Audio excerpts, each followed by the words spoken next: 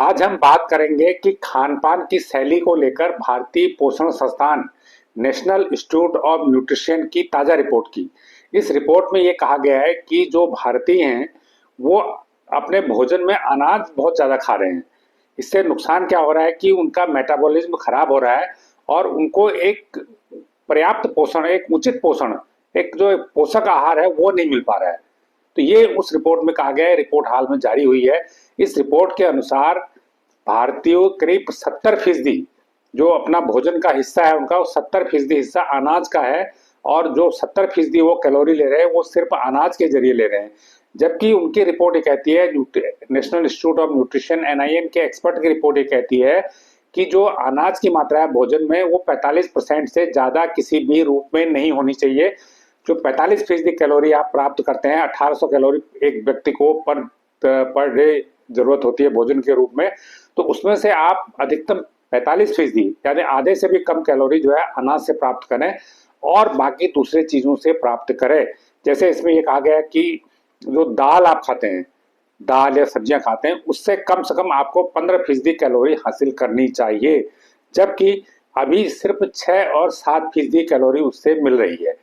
इसने ये भी कहा है कि अगर ये जो 15% कैलोरी है, अगर दाल आप खाते हैं तो अच्छी बात है, दाल से कैलोरी हासिल कीजिए, या जो दूसरी दाल है, बहुत किस्म की दालें होती हैं या दाल टाइप की चीज़ें होती हैं, तो उससे ये कैलोरी हासिल कीजिए। जो लोग नॉनवेज खाते हैं वो अंडा या कुछ मांसाहार के जरिए भी ये 15% कैलोरी हासिल कर सकते हैं। तो एक ये सिफारिश इसमें ये की गई है।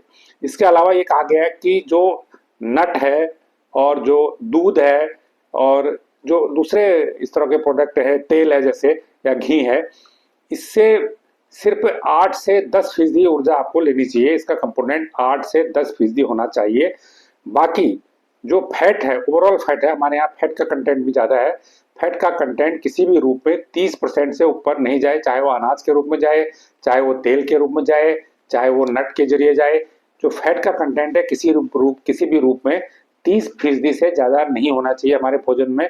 ये भी एक महत्वपूर्ण सिफारिश की गई है। इसके अलावा इसमें एक और महत्वपूर्ण बात ये कि जो भारतीयों के जो भोजन में है, जो सूक्ष्म तत्व होते हैं वो गायब हो रहे हैं। ये जो सूक्ष्म तत्व होते हैं ये सिलेक्टेड चीज़ों में मिलते हैं, जैसे नट्स में मिलते हैं।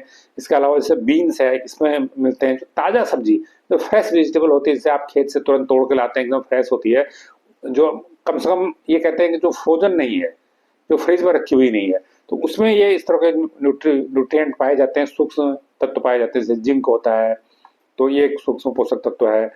और भी इस तरह के बहुत सारे पोषक तत्व है, तो ये इस तरह की सब्जियों में पाए जाते हैं। तो इसकी कमी है।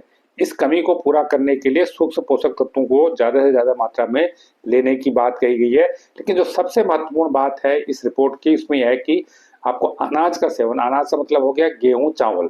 हमारे भोजन में गेहूँ चावल सबसे ज़्यादा खाया जा रहा है। तो इसके क्या कोई नुकसान है? देखिए, नुकसान इसका वैसे नहीं है, लेकिन अगर भोजन का एक बड़ा हिस्सा आपका, अगर आप इससे पेट भरने के लिए करें तो पेट इससे निश्चित रूप से भर जाएगा। लेकिन इससे दो नुकसान है। एक, अनाज का ज़्यादा सेवन वजन को बढ़ाता है, लॉन्ग टर्म में वजन को बढ़ाता है।